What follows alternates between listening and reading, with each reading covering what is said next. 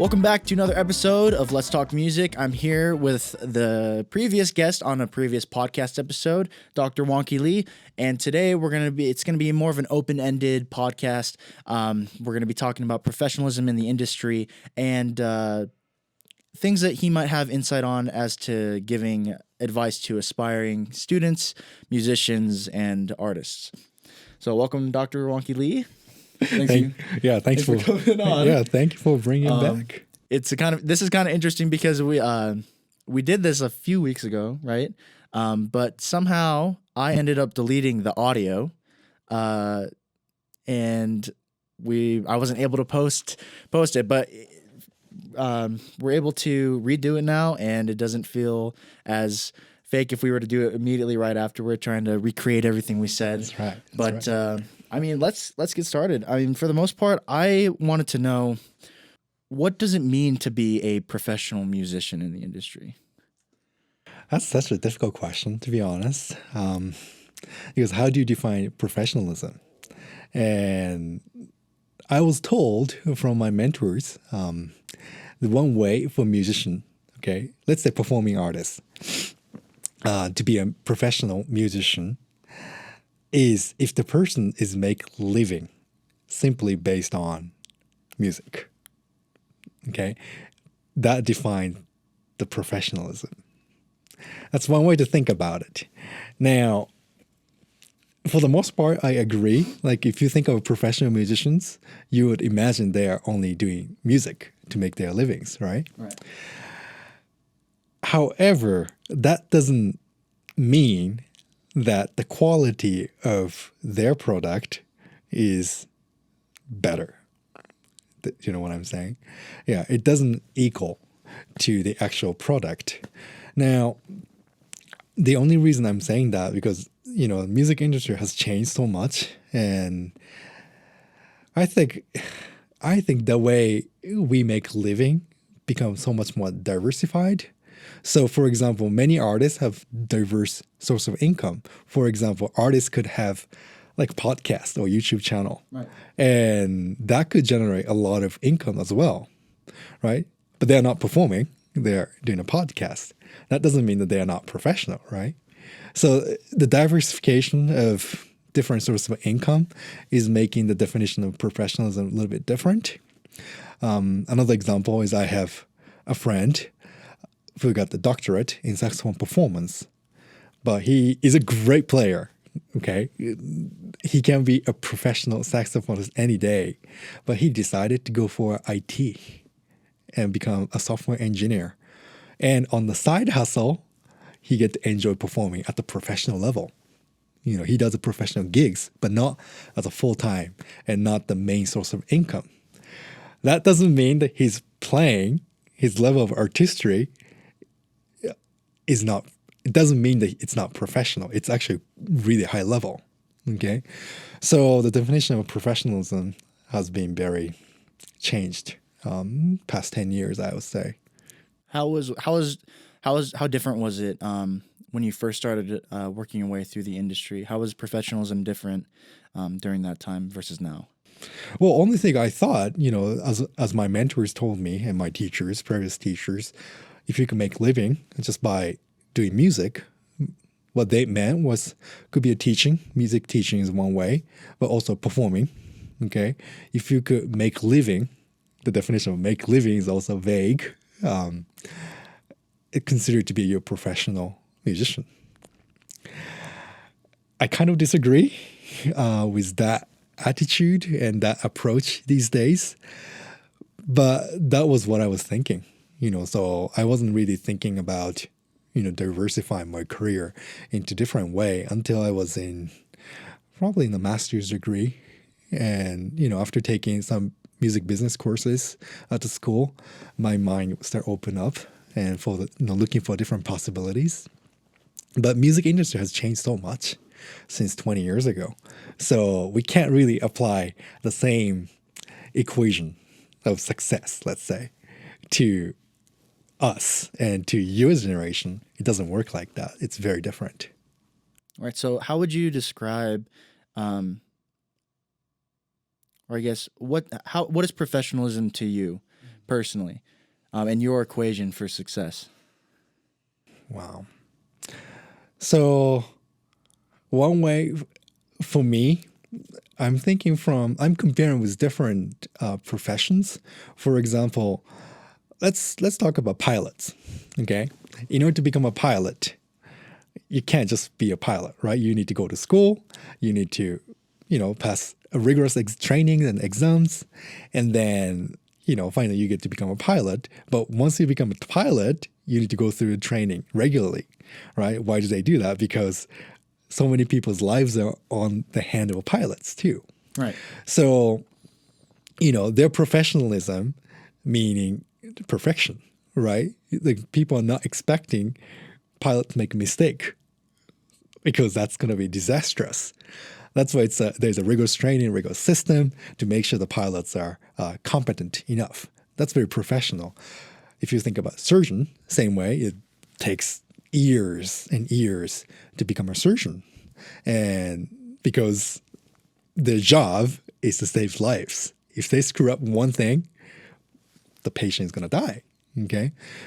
So in a way, these positions require perfection, right? In a way, that's professionalism to deliver the result.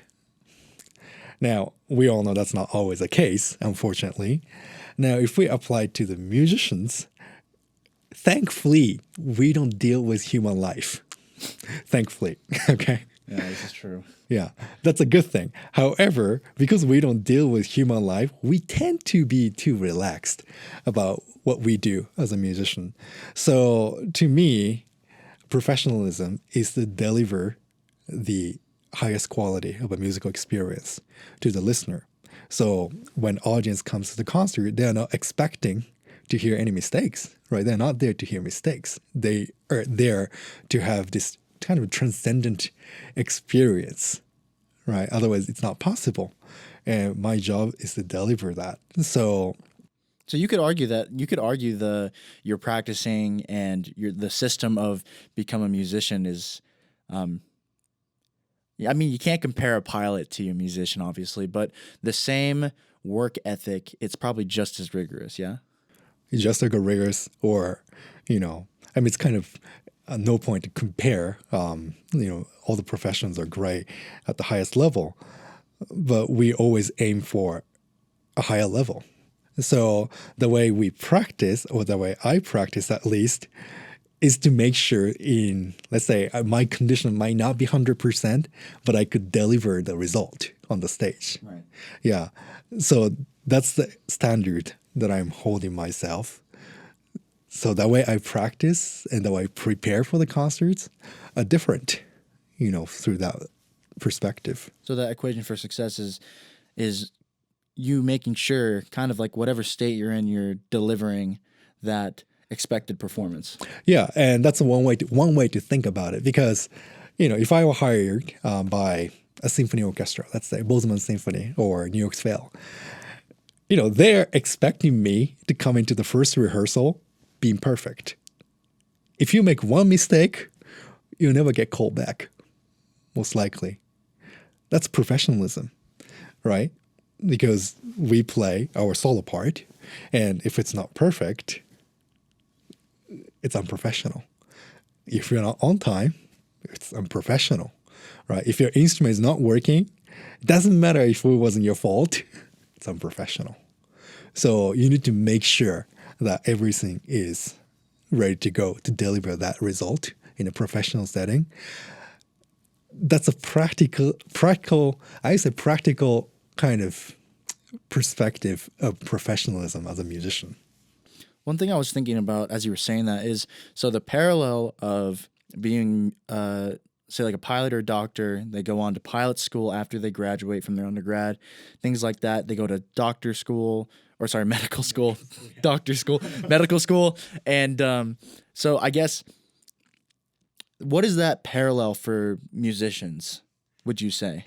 I mean, because it's not as common, obviously, to go straight into a. Yeah, there's so many different kinds of musicians, and obviously the career paths for classical musician versus jazz artists they're completely different. Or let's say a singer or pop artist, completely different.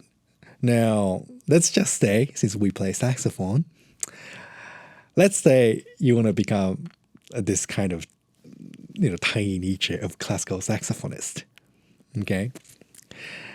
Now, bottom line, to be honest, you don't really need to go to music school to become a professional. I'm just going to say that. You don't need to. But it'll be very difficult. Okay? And the general path of classical saxophonists these days is to go to music school, undergraduate, at least. Most of classical saxophonists go to up to doctorate. And the career path after that is either become a saxophone professor or audition for a military band or doing a lot of auditions and competitions and try to get the management. But it's going to be somewhat a mixture of that. So let's say most of them go through these academic career up to doctorate. In terms of, from what I'm understanding of what we've talked about so far, the bar for being professional, it at one point in time, whether that's after you graduate from your undergrad or you're going on to doctorates, things like that, the bar at one point needs to be raised in all aspects. Yes? Do you think the tools to reach that bar, so you were talking about, making sure, obviously, it's not necessarily a skill to be on time, but the bar is up there, making sure that you come into a rehearsal or whatever you're being hired to do, making sure that it's perfect and not making those mistakes. That bar, where do you learn the tools to get to that level? Speaking from your experience, I guess. Well, that's a very good question. I guess, this field is already very competitive to begin with.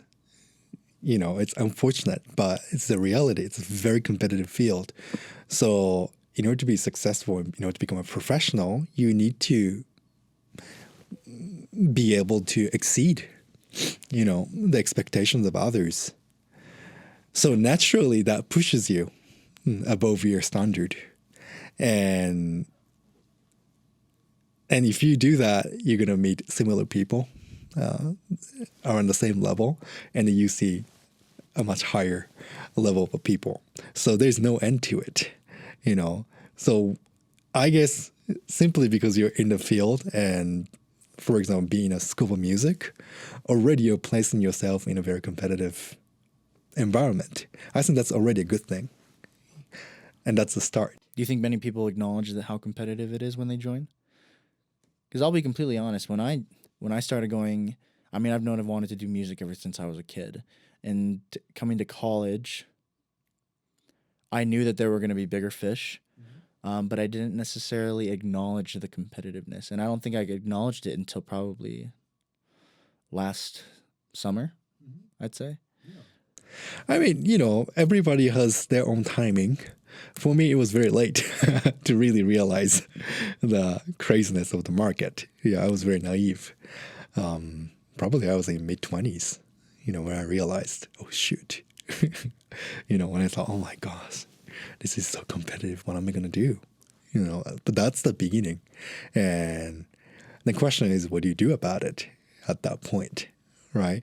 And it's okay. Some people move away from this field and find something others that they are passionate about. That's totally healthy.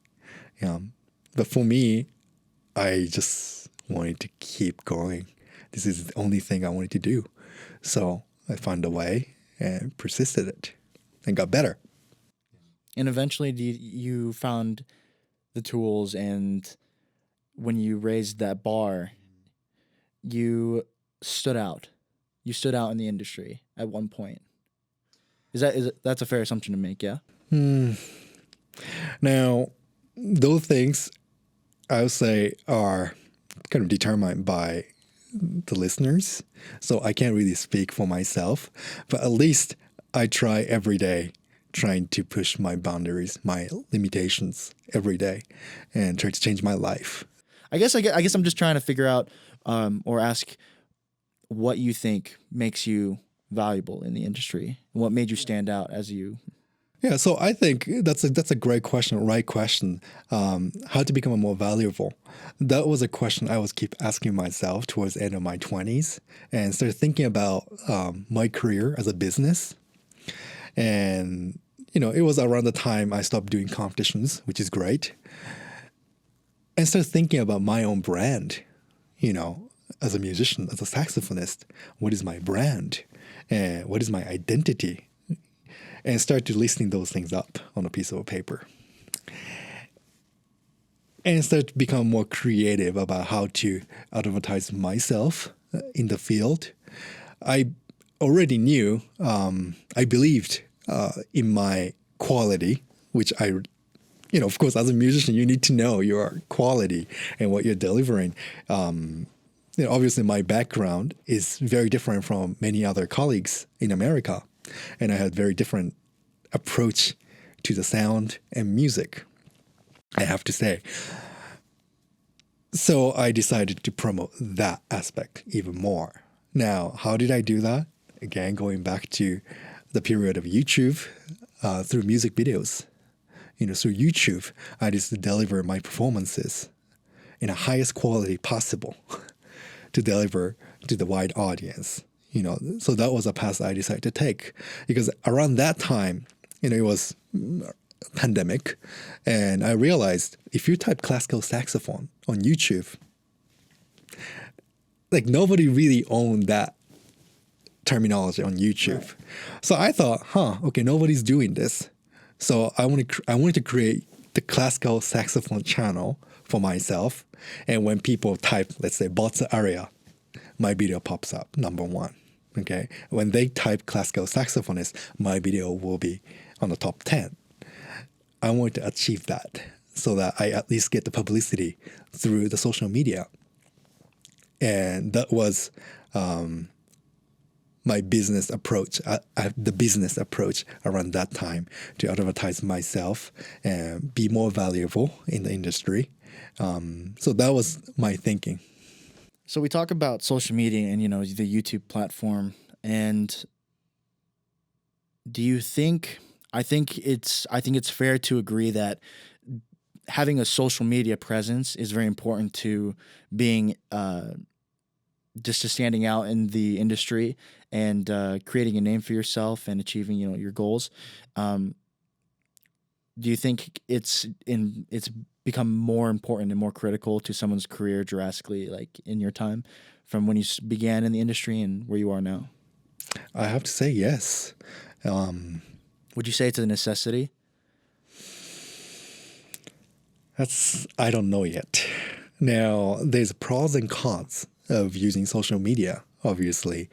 And, as I was doing more aggressively on YouTube, and start studying about YouTube algorithm, what kind of video will get more attention and all that, and start studying, from the successful YouTubers. And I had to make a decision, actually, conscious decision. Like, do I want to gain more followers? Or do I want to just use this platform to share what I love?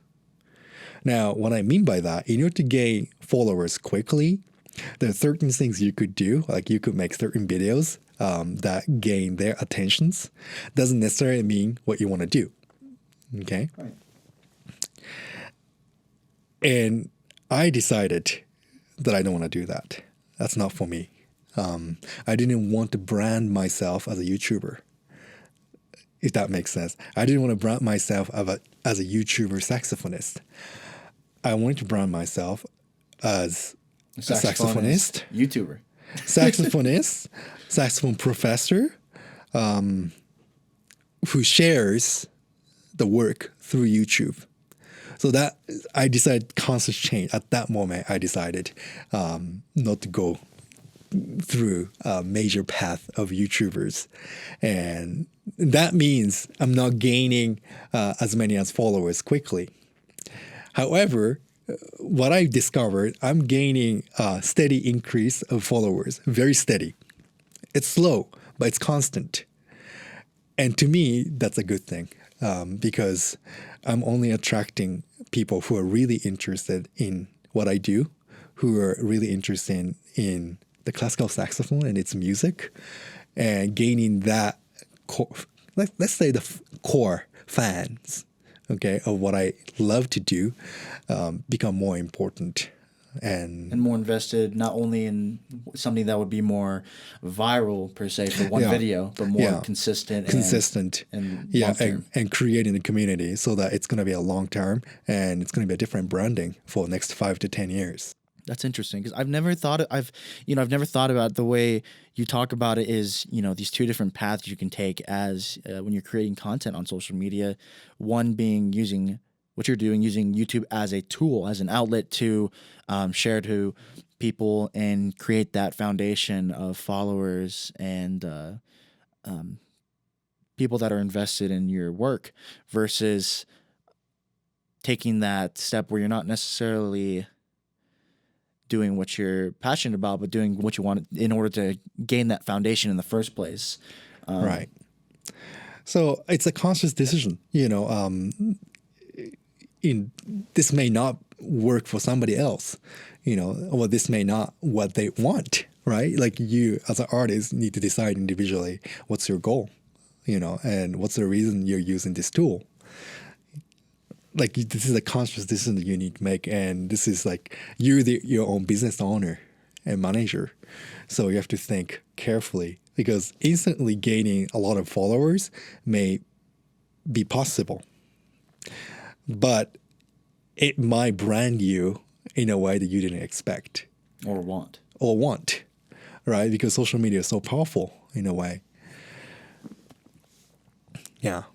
So those are discussions I think we should do more with this generations, because we're going to be using this platform for sure for the next 50 years. I'm thinking about in terms of my generation and aspiring individuals that want to go into whatever per se their passion is in the field. Do you think, I guess, what do you think is something or the biggest mistake you think you see in people like my generation that are wanting to go and per se, like someone that wants to pursue what you are doing right now? Well, it's really about how to brand yourself and knowing what you're good at and what you're not good at. I mean, to be honest, generally young musicians think winning the competition is the answer. Now, probably 0.1% chance you may win the competition and you may end up with great management, 0.1%. So what's the chances that you're not going to get in that? Pretty high. So always think about the other option, practicing, doing a competition is not going to get you what you want, most likely. So you have to kind of start thinking, okay, if that's not going to happen, what's my plan B? And, plan B is really building your own business as a musician. You have to become your own manager. You have to become your own business owner. That means you need to learn how to do that, right? Not only practicing, not only playing the instrument, but doing more is a necessity. And how to brand, like what's your strengths, what you wanted to do, you need to clarify all those aspects of who you are as a musician. Because we could spend tons of time learning the music that required by the competitions in which you will never perform again, right? And that's kind of sad. You're spending so much time to do that. Whereas if you know what you're good at, if you know what you love, and you could strengthen your strength and not focus on too much of, what to do with weaknesses, because there are too many other people who are good at, other stuff. Yeah. So really think about the branding is important and try to find your strength in early on and try to, augment that aspect. I think is a crucial. Going off on a different topic, right? That I've been kind of dying to ask for a while. Um, that I was actually super excited to share with other people that would tune into this podcast is, you know, people are told their whole life as musicians, at least from what I know of and how I've grown up. I've come from a small town, and music, the only thing that was realistic in the so-called real world was being a teacher. Um, and people tell you that, their entire life. Um, no matter where you go, there's someone that tells you that it's unrealistic. You got to figure out how to get a real job one day. Um, when people are, passionate about being a musician, being an artist, being a composer, um, what do you have to say about, you know, people that hear that, including myself? So the question is, when people say, the choices that you're making Or as a career unrealistic. unrealistic, so get a real job, kind of. Yeah, and what do you do when you get that kind of criticism, right? Well, it's a very fair criticism, They're not bad people. They're genuinely thinking that life as a musician is tough and unsustainable. And it's a valid point because like look into the economy today. Do you know like it's far more difficult for your generation to create a middle class life than your parents' generation. It's far more difficult, okay, to buy and own a home. Like American dream is far more difficult. Okay. Now median salary these days is $60,000. But $60,000 in most of the places in America, it's like really difficult to survive. So the beginning entry level of salary that kind of signifies a middle class life is more than six figure these days. Okay, just throwing you the numbers. That's crazy, right? And that should kind of, you know, probably discourage a lot of people. Now, let's say, having said that, let's say you decided to go into IT and become a software engineer, okay? And you work butt off for next 3 years and got hired as a software engineer. Now you work 9 to 5 job. You make more than six figure, great. But your life is miserable. You hate it. What do you do about it, right? That's not what we want. So if you know what makes you happy, and if you rather spend 9 to 5 doing something you love and may not get you to the level of financial security that you're looking for, or I don't know, that society is asking for, who cares? You make it work, right? At least you're doing something what you love. So let's say you're doing something you love and the income is not enough. Well, you do the side hustles and make it up while you're pushing for your career. Whatever works. The question is really what makes you happy? And this is life you got. Time is limited. Time is given equally to everybody. And what do you do about it? Right? Some people decide, okay, well, I really want to enjoy music without get stressed about these economical challenges. So I decided to go for another field and have a very secure income that guarantees the life that I want. So that after work, so 9 to 5, 5 to 9 p.m., I could enjoy my life as a musician. Great. That's totally a valid way of living, But you as an individual need to decide what path you want to take and really listen to yourself. So does that answer your question?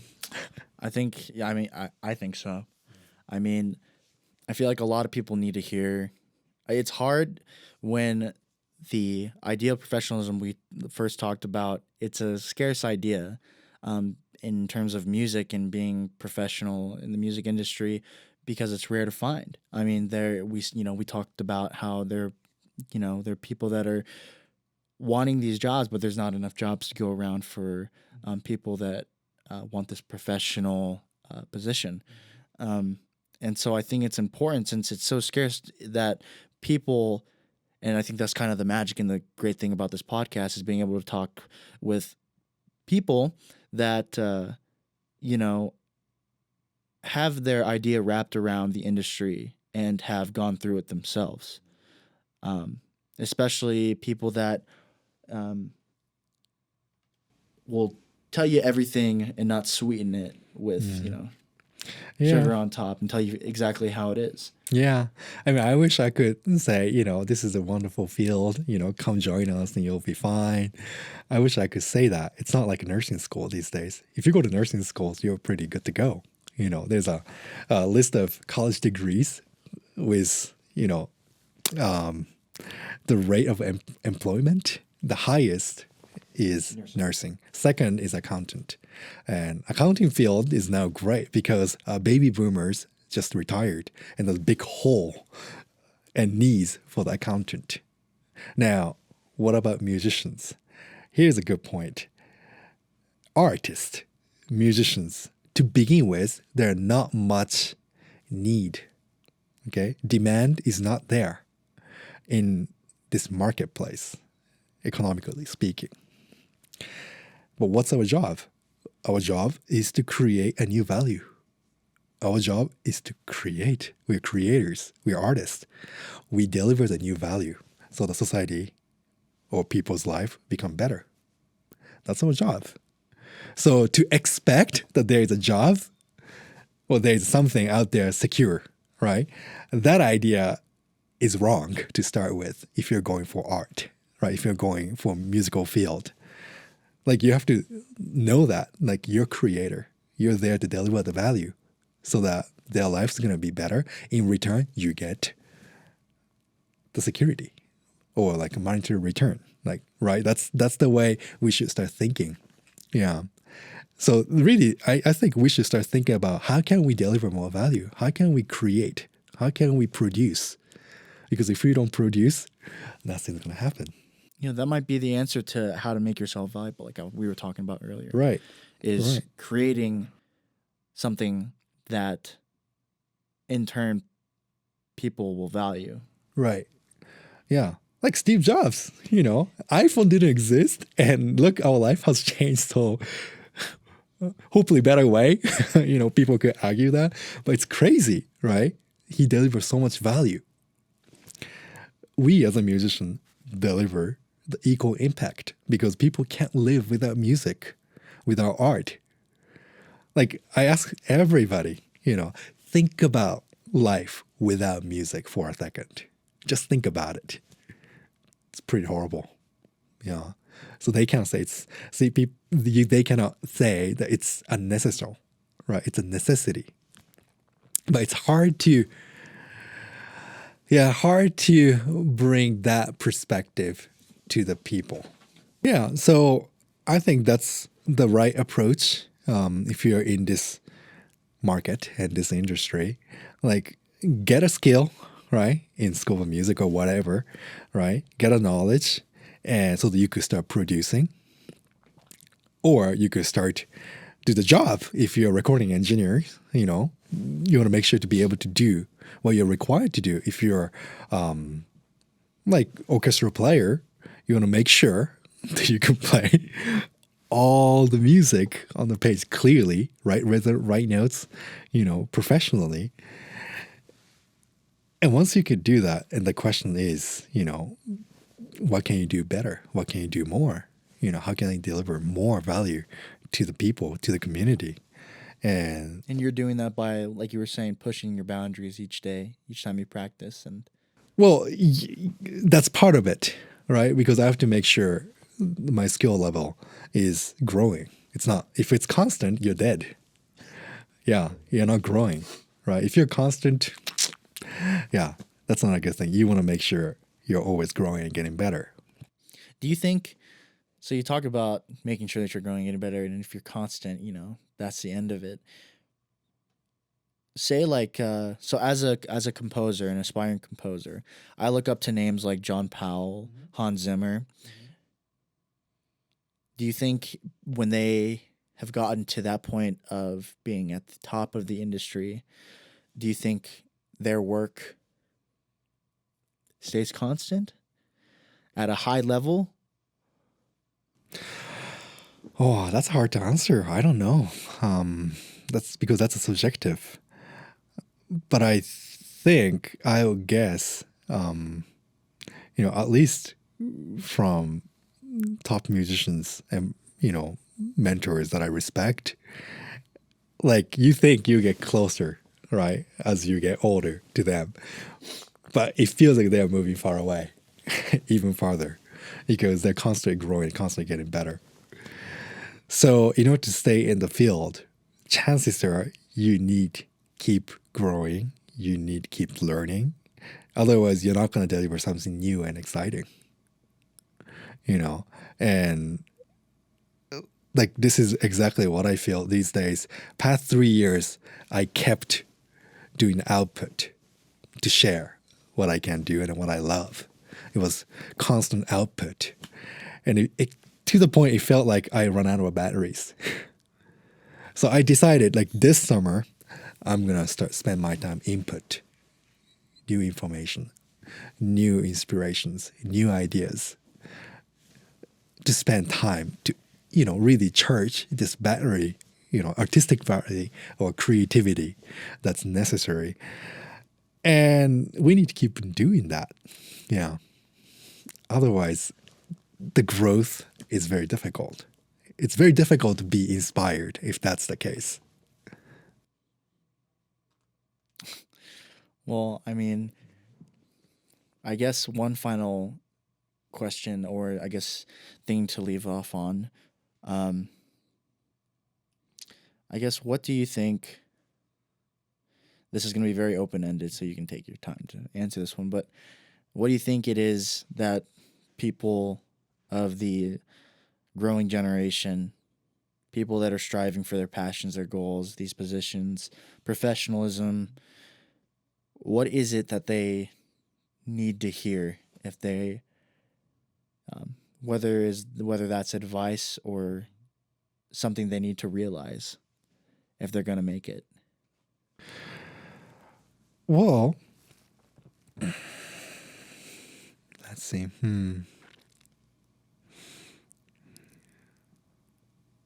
As cliche as it is, if you're passionate about something, you got the gift already. Because not many people, they don't know what they're passionate about. The truth is, they are not sure. Okay? If you know what you're already passionate about doing music, creating, or composing, or performing, you already got the gift. Now it's your responsibility to fulfill that gift because it came from somewhere else. Now I'm a believer, so I believe it came from God, right? And you were chosen to do this work. It's your responsibility to fulfill that. Now, if you take that faith in it, and I hope all the noise will disappear around you because you're chosen to do something, okay, with this passion. And passion is talent because without passion, you can't work harder. But the chances are, if you love something to do, you're not working too hard because you're always doing something you love and you're working at it, you're getting better at it. You don't feel like you're working, right? You're already ahead of the competitions. And then your job is with your gift, with your passion, to deliver the value to the community and to the rest of the world, to make this place a better place. We all know the power of music, period. Nobody's going to deny that, When you're sad, you listen to the music. When you're happy, you listen to the music, right? You share the music you love with somebody you care, right? Because music speaks some kind of language, or it serves a very important part of our life. And that's what we do. So I think we should take a huge pride in what we do, regardless of what society is telling you, how difficult it is to make a living, how, competitive it is. Like, doesn't matter. If you're passionate about it, you already got the gift. Done. You're chosen. Just go for it, right? And make it happen. Chances are you do great. Okay. Now, many people are too scared to share, too scared to produce, because it's a human nature. We are scared of judgment, right? And criticism. But, the other side of the picture is criticism is great. I love when people criticize my play. I love when people say something negative about me. Well, number one, I could learn from it, which is great. But also, if somebody made a statement and really disliked your work, something really touched this person. And this person spent so much emotional effort to tell you that. This person cares deeply of what you do. Now, the worst criticism is indifference. No comment, no feeling. It didn't do anything to me.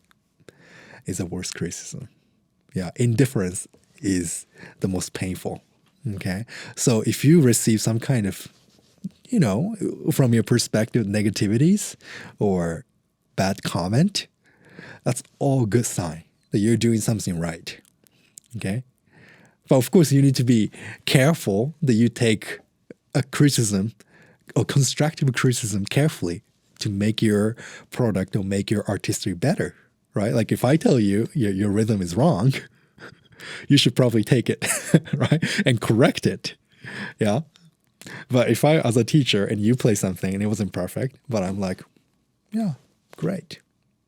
That's a horrible reaction, right?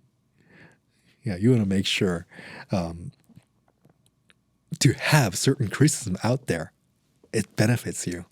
And with that perspective, hopefully we get encouraged and, fight with our fears. Fear is the biggest enemy. So I think the best way for any students out there or anybody who is pursuing the music in any way, start creating, produce, share, period, repeat. And you're going to get better. You're going to create the fans and you're going to make this place, this world, a better place. So that's the message I want to give to anybody who's listening to this podcast. Yeah. I mean, I have nothing more to say. I think that's a great note to leave off on. Definitely going to have more episodes, maybe even a separate series for just talking about things like that. Thank you. Thank you very much for coming on again today, Wonki. I love doing these with you, and I'm so excited to share these things with the rest of the world and viewers all around the globe.